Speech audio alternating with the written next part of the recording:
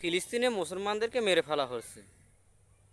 আমাদের বাংলাদেশ থেকে কিছু লোক বলতেছে ফিলিস্তিনে যদি পাশের রাষ্ট্র হতো তাহলে তারা ইসরায়েলকে শেষ করে দিত।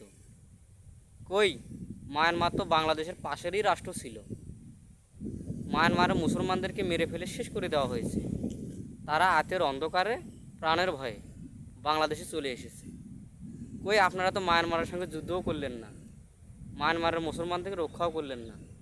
তারা আমাদের বাংলাদেশে অনেক দিন যাবৎ ধরে আছে, তাদেরকে তাদের দেশে পাঠাতেও পারলেন না।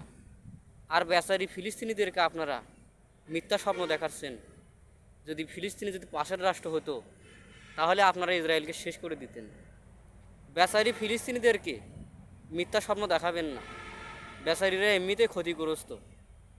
আপনারা যেটা পারবেন না সেটা মিডিয়াতে এসে বলবেন না, যেটা আপনারা রাজনীতি করছেন রাজনীতিই করুন। বেচারি ফিলিস্তিনিদেরকে হাসির খোরাকে পরিণত করবেন না।